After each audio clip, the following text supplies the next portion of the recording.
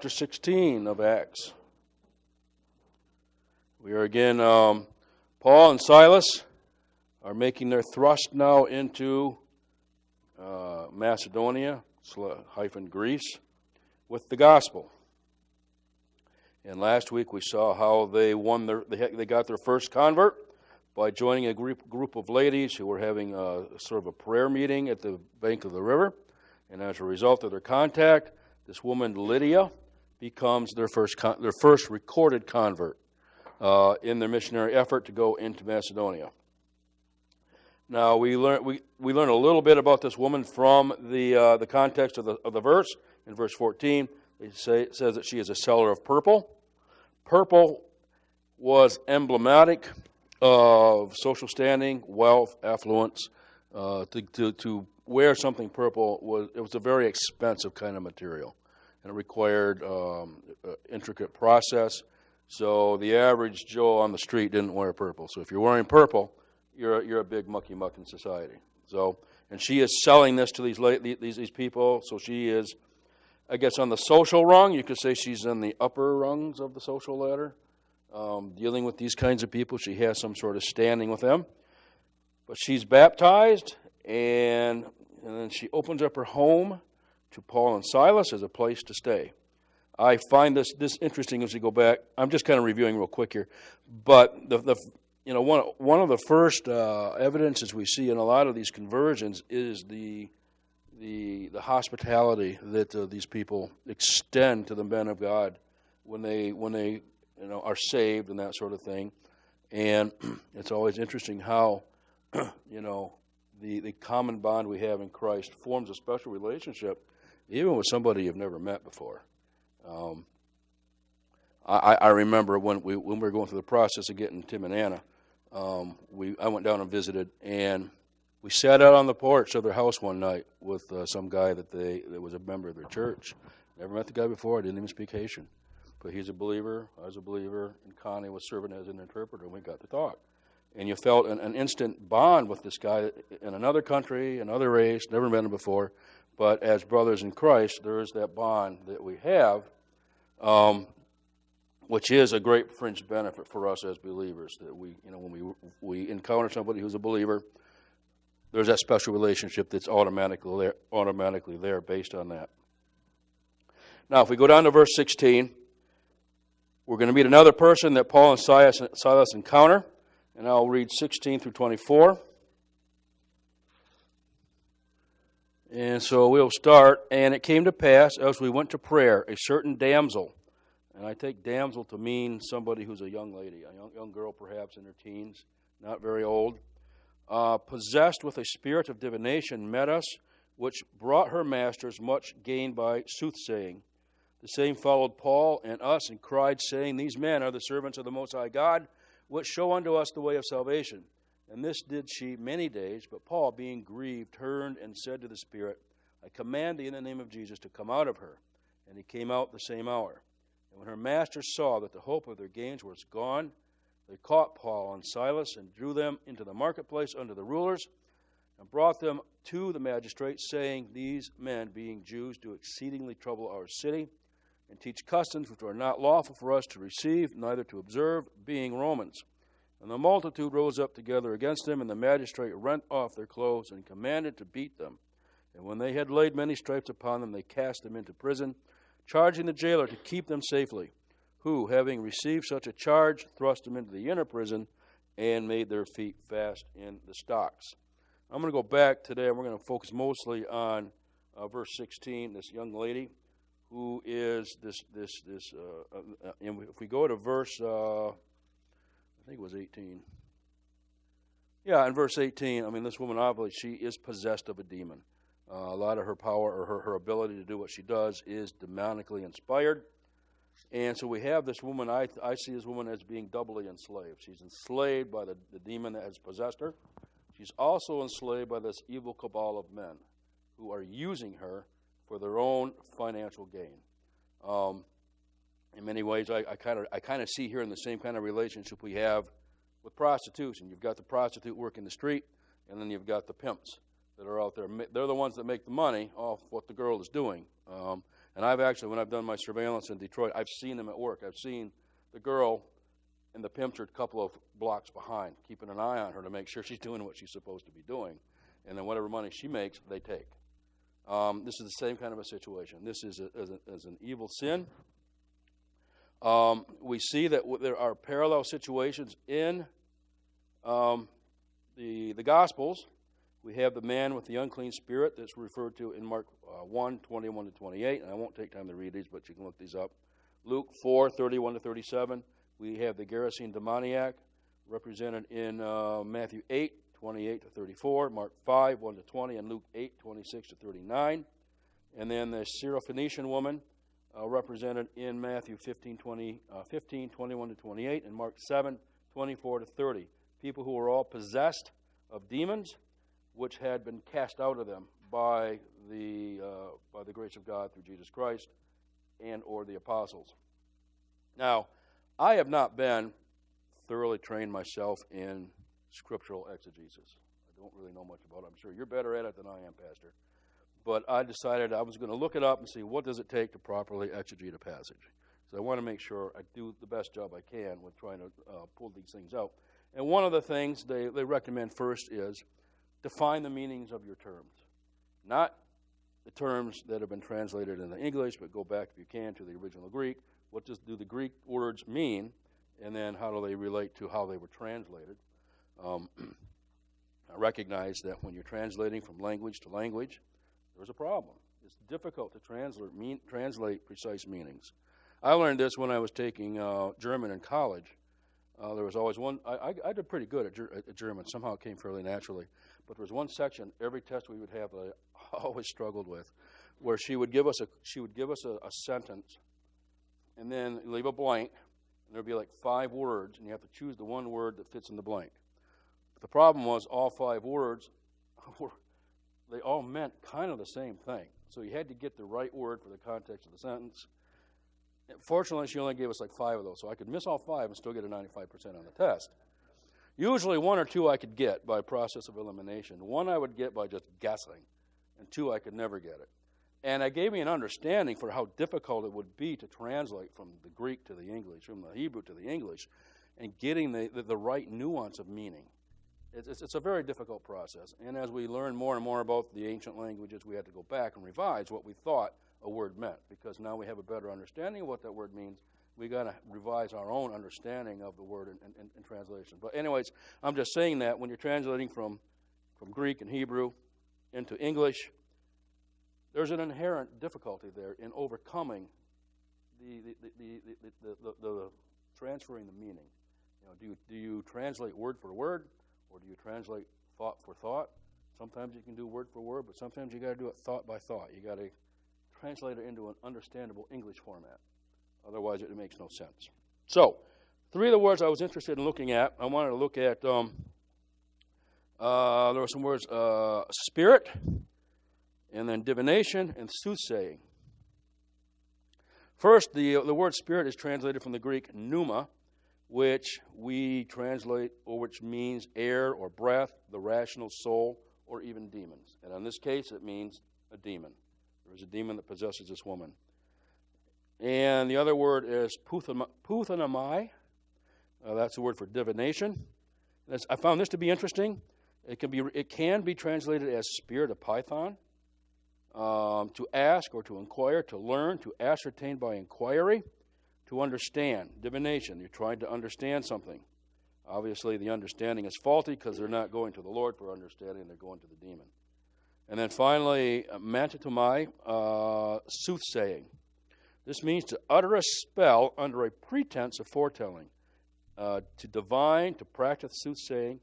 And the word also suggests fraud in the practice, or fortune-telling, which I found to be interesting. Soothsaying has an implication of fraud as you're trying to soothsay. Now, do we have any of this kind of stuff going on around us today? We do. There are at least 2 places I know of in our area. They got signs out in the front. They're saying fortune-telling, reading, cards, whatever.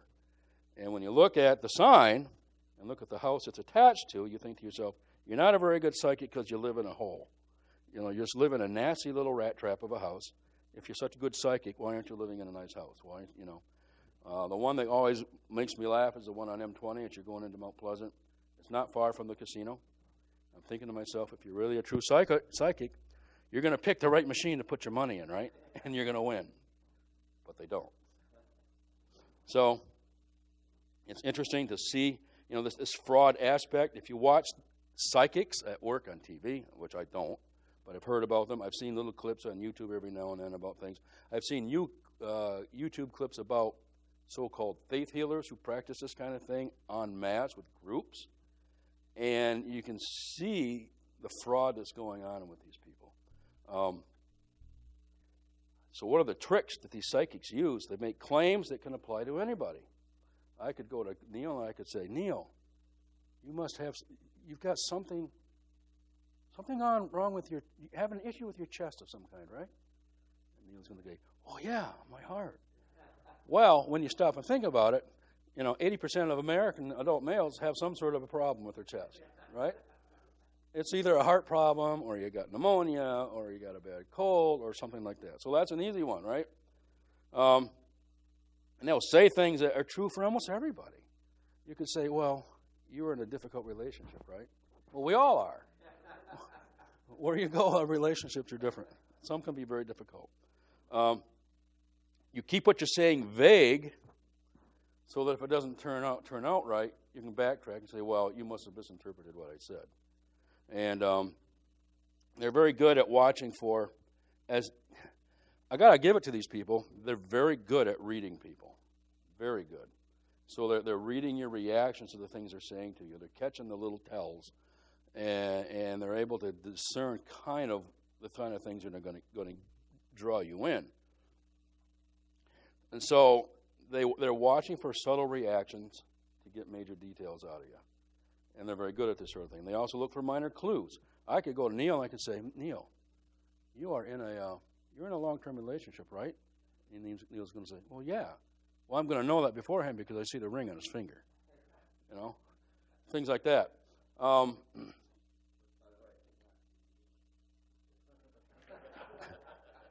Not unless it's done surgically, right? I could say something like, well, Neil, you've put on a lot of weight since you got married, haven't you? I think they also like to listen to you, right? So they allow you to talk, you know, like just like that, right? You're talking about. Yeah. So as he brings up a little bit of a clue, right? You ask that, then the person starts talking. All they do is expound on what they know. And I ask myself, you know, if you're going to spend all that time doing that, why don't you do something productive like becoming a police interrogator? That kind of a skill will be excellent. You know, if you're interrogating somebody, you're looking for the signs of deception and things like that, you would think those people would be very good at a thing like that. But who knows? And a lot of times, if time permits, they can learn stuff about you before they even talk to you. I can tell you, I can take my phone right here out of my pocket, and I can put in somebody's name. I'll put in Neil's name. I can go out there for 5 minutes. I'll come back, and I'll have a long list of information on you because I know where to go to find it. And all I need is your name, maybe an address. If I don't have that, I can walk over there and get the license plate off your car, run that, and I'll get the kind of information I need to get the printout. And with that printout, before I even talk to you, and it only takes about 5 minutes to get it, I can have every place you've lived, probably for the last 25 years. I can have the list of every neighbor you've ever had, every place you've ever lived. I'll have a list of all your relatives and close associates. I'll know what kind of cars you've had. I'll know your employment information. I'll know all that stuff. And I can come to you and make you think. I've discerned it by being a psychic. But all I did was I had enough time to punch it in, pull up some information, and have it in the back of my mind when I talk to you so I can fool you. So, in verse 18, I think there's a lot of trickery going on with this, but this woman is clearly possessed of a devil. This is the kind of thing that the Old Testament scriptures warned the Israelites against, to have nothing to do with those pagan cultures around them that practice this kind of activity. this kind of paganism was rampant in Greece. Have you ever heard of a place called the Oracles of Delphi? It was a place up on the mountain that people would go to, and they'd pay a lot of money to have questions of the future answered for them, or how to respond to this or that or the other thing. And if you recall, at the Battle of Thermopylae Pass, Leonidas, the king of the Spartans, he went to the Delphi to find out, what am I to do with this Persian invasion? And he basically was told, you'll be able to beat them back, but it's going to cost the life of the king. That's the legend, written by Herodotus a couple of centuries later. So maybe he projected backwards. But still, this kind of thing was common in Greek culture, to have these diviners and these soothsayers that they go to for answers to the questions of life, I guess, if you want to put it that way. The man sitting on the mountaintop in his dirty underwear who never moves, and you go to him for wisdom and knowledge. But in Exodus 22:18, it says, "Thou shalt not suffer a witch to live." Leviticus 19:26 and 31. "Neither shall you use enchantments, nor observe times. Regard not them that have familiar spirits. Neither seek after wizards to be defiled by them. I am the Lord your God." Leviticus 20:6 and 27. "And the soul that turneth after such as have familiar spirits, and after wizards to go a-whoring after them, I will set my face against that soul, and will cut him off from among his people. A man also or a woman that hath a familiar spirit, or that is a wizard, shall surely be put to death. You shall stone them with stones, their blood shall be upon them." Deuteronomy 18:9-11. When thou art come into the land which the Lord thy God giveth thee, thou shalt not learn to do after the abominations of those nations. There shall not be found among you any one that maketh his son or his daughter to pass through the fire, or that useth divination, or an observer of times, or an enchanter, or a witch, or a charmer, or a consulter with familiar spirits, or a wizard, or a necromancer. In Jeremiah 19:5, Israel has done exactly what they are warned not to do. They were in all of this. So the Lord says, "They have also built the high places of Baal, to burn their sons with fire for burnt offerings to Baal, which I did not command to speak, or which I did not command or speak, nor did it come into my mind." So the children of Israel had violated God's law and had turned and followed these abominations of the nations around them, and God set his face against them. And then finally, in Deuteronomy 18:20-22, "But the prophet which shall presume to speak a word in my name, which I have not commanded him to speak, or thou shalt speak in the name of other gods, even that prophet shall die." And if you say in your heart, "How shall we know which the Lord hath not spoken?" When a prophet speaketh in the name of the Lord, if the thing follow not, nor come to pass, that is the thing which the Lord hath not spoken, but the prophet hath spoken presumptuously, thou shalt not be afraid of him. So Paul and Silas are coming into Greece, and this really is the first recorded confrontation between the gospel and this kind of Gentile paganism that we see as they go into Greece. In Acts, there already have been 2 occasions of people who have had been confronted or been relieved from their possessions. Acts 8:9-11. There was a certain man called Simon, which before time in the same city used sorcery and bewitched the people of Samaria, giving out that himself was some great one, to whom they all gave heed, from the least to the greatest, saying, "This man is the great power of God." To him they had regard, because that of a long time he had bewitched them with sorceries. This divination and sorcery is bewitching. It's fooling and deceiving the people. And then in Acts 13:8-11, during their first missionary journey, they encounter a guy named Elymas the sorcerer, for so was his name by interpretation, which withstood them, seeking to turn away the deputy from the faith. Then Paul, filled with the Holy Ghost, set his eyes on him and said, "O full of all subtlety and all mischief, thou child of the devil, thou enemy of all righteousness, wilt thou not cease to pervert the ways of the Lord? And now behold, the hand of the Lord is upon thee, and thou shalt be blind, not seeing the sun for a season." And immediately there fell on him a mist and darkness, and he went about seeking some to lead him by the hand. So we have the Paul and Barnabas at the time. They are encountering this kind of divination, sorcery, and this is even this is in that area of not Greece proper, but the I think Cyprus and other areas nearby.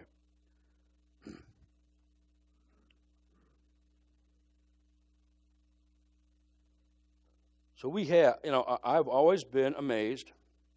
Those of us old enough to remember, I know there are a lot of us out here. Do you remember the game that came out, Ouija? Remember that one? It was a Hasbro game. It was a board game. And it was a board that had letters, numbers, yes, no, and other symbols on it. And you sat around the game, and you sat around the table. Everybody put their little fingers on this little device that would move around, supposedly all by itself. And they would seek to make contact with those beyond the grave. Remember those? You guys don't remember that, do you? It's still out there. I checked it to see if they're still selling it, and you can still find it, like in Target and stuff, in certain stores. This whole thing, to me, it begs the question, how do we open ourselves up to being possessed by the devil or by a demon? I think the things we do sometimes crack the door open for a possession like this. You engage in certain activities, and your chances of encountering this kind of thing increase. And I think this, I remember when this game came out, that a lot of evangelicals were horrified, and they were preaching against it. I looked it up in Wikipedia to see what they had to say about it. And it says, Ouija, also known as a spirit board or talking board, is a flat board marked with the letters of the alphabet, the numbers 0 through 9, the words yes, no, hello, and goodbye, along with various symbols and graphics. It used a planchette. That's that little, it was, in the Ouija game, it's a little triangular piece. It's got a little magnifying glass right in the middle. And it just kind of moves around as everybody puts their fingers on it, and they start asking questions. Supposedly, this thing moves by itself. Whether it really moves by itself, I don't know. But still, it's too close to the occult. And it uses what they call a planchette, a small heart-shaped piece of wood or plastic, which is a movable indicator to indicate the spirit's message by spelling it out on the board during a seance. Participants place their fingers on the planchette, and it is moved about the board to spell out the words. Ouija is a trademark of Hasbro and is often used generically to refer to any talking board. Following its commercial introduction by businessman Elijah Bond on July 1st, 1890, the Ouija board was regarded as an innocent parlor game unrelated to the occult until American spiritualist Pearl Curran popularized its use as a divining tool during World War I. Some Christian denominations have warned against using Ouija boards, holding that they can lead to demonic possession. Occultists, on the other hand, are divided on the issue, with some saying that it can be a positive transformation, while others reiterate the warnings of many Christians and caution inexperienced users against using it. I remember when I was in the youth group at Calvary Baptist. I was about 9th or 10th grade, and there was a group of girls I was dating this girl, and they were her friends. And they were talking about one night they got together at one of these girls' houses, and they wanted to have a seance. These are girls that attended the church, and I was surprised. But they supposedly had this little seance, and it frightened the snot out of them. Because they started doing this, and they all say this man in a white suit suddenly appeared out of nowhere and scared them. It scared them big time. I looked at my girlfriend and I said, I hope you're not doing this. She said, oh, no, I had nothing to do with that. I said, that's good. I guess my point is that, we do things that open us up to the demonic spirit world. And we sometimes do it voluntarily. I was working with a guy when I was at that place down in Thomas Township, Home Depot. His name was Keith. Now, Keith knew my background. He knew what I did before I started working there. And his wife had left him. And he kept coming to me, asking me if I could do this or do that. And I said, I don't think so. He was psychologically damaged by her leaving, so I thought he was already bonkers, halfway to being bonkers anyways. And he was sure that he was going to get a lot of money as a result of the divorce settlement. And I kept asking him, who's telling you this? Well, my attorney. I said, you need a second opinion, because I don't think it's going to work that way for you. I've never seen it happen this way. And then he came into me one day and he says, Greg, I've got the evidence I need. I said, what? Well, I went and saw a psychic. I went and saw a psychic, and my psychic told me that my wife is fooling around on me. I said, duh. She left you. I mean, your psychic probably just guessed it, you know. And he said, yeah, but I got the evidence. I said, you walk into a courthouse in front of a judge and use that as evidence, and they're going to laugh you out. I mean, my first thing was I'd bring that psychic in, and I'd put her to the test. You know, divine something for us here if you can. But this is the degree to which people are willing, you know, and I told him, you know, all you need to do is be saved. You know, the gospel gives you the answers you need. You don't need to go to this person over here who's fooling you. But he was open to it because his mind was already, you know, I tell you, when people come to me to do domestic cases, by the time they call me, I think they were already 3/4 of the way insane. And you can tell just by when you talk to them, the stuff they tell you, and the things they do that make them think that their spouse is fooling around on them. But, so, this girl is one of these, and she is being used and manipulated by this group, and for their own financial gain. It's really a sad thing. I don't know how long this girl has been in their control. Maybe they purchased her as a slave. Maybe she's been a slave since she was a child. It's really, the scriptures don't really tell us. But this just, you know, I think this passage gives us an idea of what Paul and Silas are going to be up against as they carry the gospel into Greece, into this pagan Gentile area, because paganism, this kind of paganism, is rampant throughout all of Europe. I've gone in and tried to get an idea what were the religious systems in other places like Gaul, which would be Germany now, and Great Britain and stuff, and they're all very pagan. They're worshiping plants. They're worshiping the sun. They're worshiping every other thing but God. Now, an interesting one, St. Patrick. By every account I have seen, St. Patrick may actually have been a believer, but the Catholic Church has appropriated him for their own purposes. But when he went into Ireland, he attacked the tree that they were, according to the story I saw, they worshipped this particular tree. He chopped the tree down, jumped up on the stump and said, all right, if you worship this God, let this God punish me. The God didn't. And that gave him his inroads into Ireland, at least, as far as bringing Christianity in there as opposed to the demonic influence, the paganism. We have had, like I said, with the Ouija board, we had a lot of stuff that came up. The occult seemed to become very popular in the late 60s and the 70s, as I recall. We have New Ageism finally coming in. New Ageism is nothing but an occultish religion. We've had books written. Who was the big famous one back in the day? Jean Dixon. She supposedly could prophesy all these things. I remember watching a TV program once. I think it was Truth or Consequences or something like that. One of the old ones. And there was some psychic sitting there in the auditorium or in the audience. And Bob Barker went down there and had him stand up and make a prediction. I predict that Richard Nixon is going to be reelected. Well, anybody could have done that because the polls already showed that he was going to be, you know. But they made a big thing out of this guy. With faith healers and stuff like that, they practice this kind of fraud too. I found this interesting.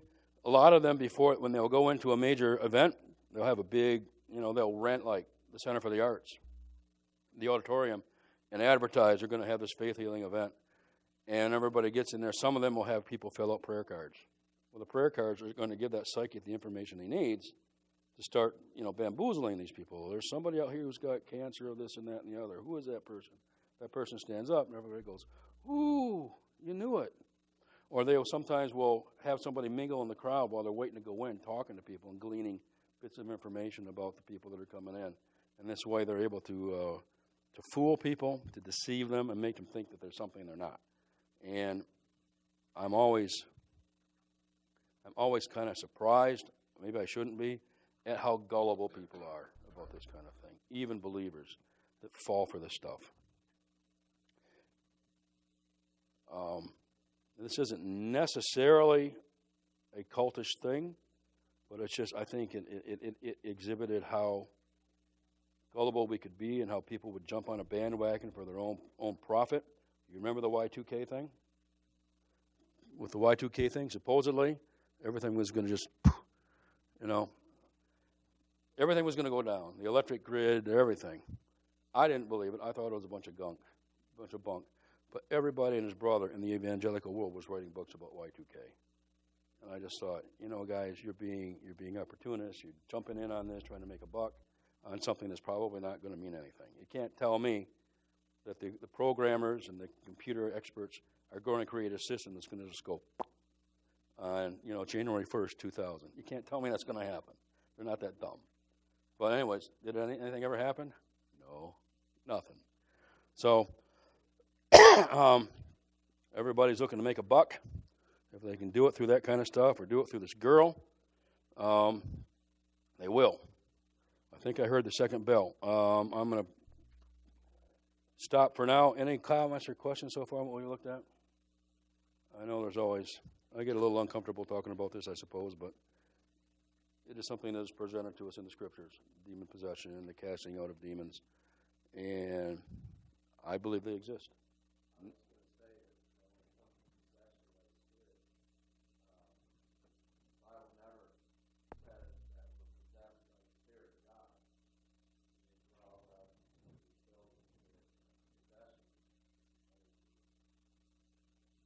Right. Next week, we've had, I don't have time to get into it now, I'll do it next week. We've had some first-hand experience with some of this stuff, with the adoption of Tim and Anna. I can tell you about some things that happened that were very demonic. And anyways, the Lord has saved them from that. But I can tell you that Tim's maternal grandmother, she was what they call, I think they call it in Haitian, a douan, a woman who has a spirit. And she owed a debt to Satan, and she wanted to use Tim to pay that debt. So those who knew of the situation, they hid Tim for a while so she couldn't find him, and then delivered him to the missionaries, Terry and Connie, to get him out of her clutches. Anna, when we got her, she had a plaster cone on her head. She had little red ribbons and stuff all around on her body. She had black stuff in every orifice of her body, some sort of stuff. And she had little cuts all over her body. And she had been passed through the fire as some sort